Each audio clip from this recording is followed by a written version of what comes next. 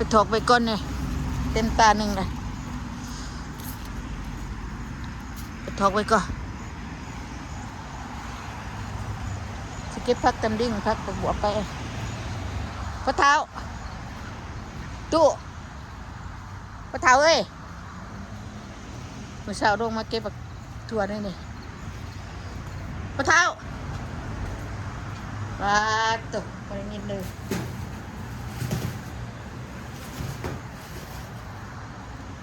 เก็บใบก้อนนี่เด็กกองหนึ่งนะไปเก็บเอาอีกก้อนก็สิได้กองอยู่หรอกเพราะมันดุเบิดละ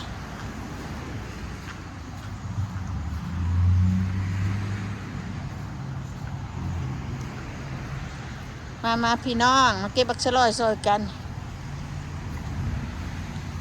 มาเก็บส่วนไหนเด้อเอ๊ะตัวนี้บ่มีที่ในนี่ตัวมีในตัวบ่มีในนะเอ๊ะกับวีคือพักอยู่หรอก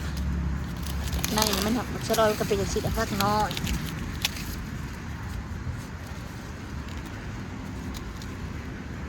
นี่บ่มีฝากเก็บ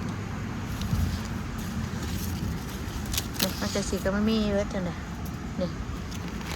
2 พัก 3 พัก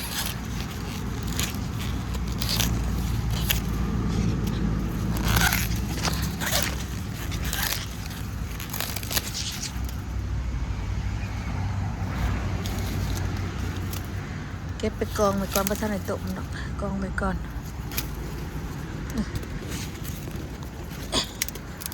ดมนาอยู่พี่น้องนี่วายเก็บจังได้ล่ะ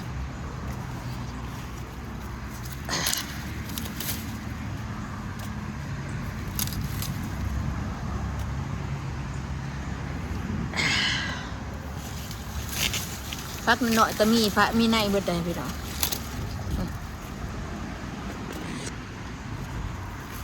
พักน้อยจะมีในเบิดข้างน้อยปลูกพักน้อยที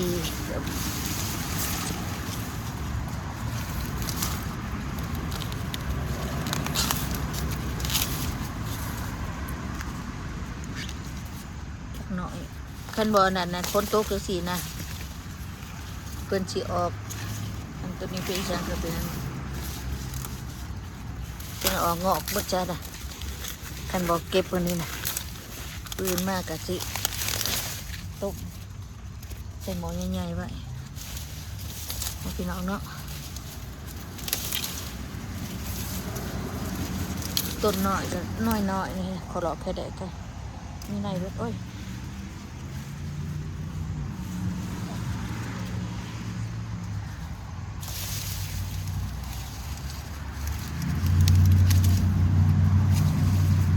ต้นมันอยู่ว่าเท่าไหร่ตัดเก็บเอาหน่อยนึงสักก่อน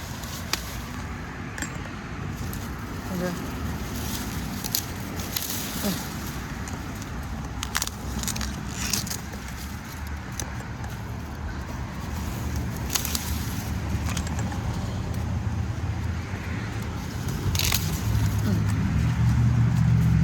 นี่ก็มีว่ะมีได้ดินี่ครับดูนี่ก็สิเก็บมือชื่นนี่เราได้เก็บเพราะว่า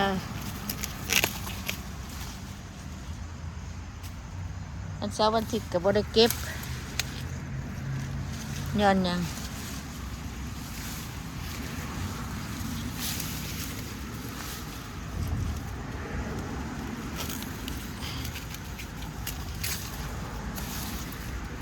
หน่อยก็มีในไงก็มีในพี่น้อง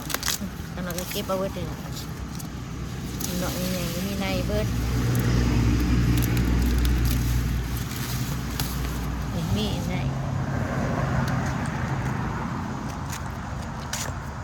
ในบู ขอ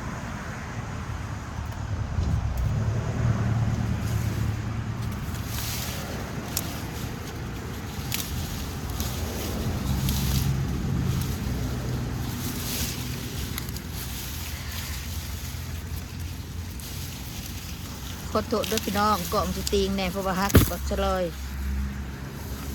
ฮักปักชะลอยนี่ก็เลยเกาะมันก็จะตีงอหมด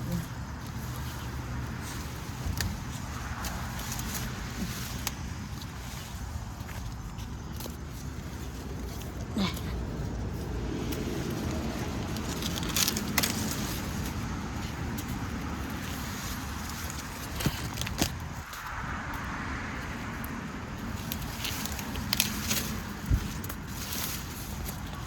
เบิดเลยนะพี่น้องก็มีนี่เด็พี่น้องก็มี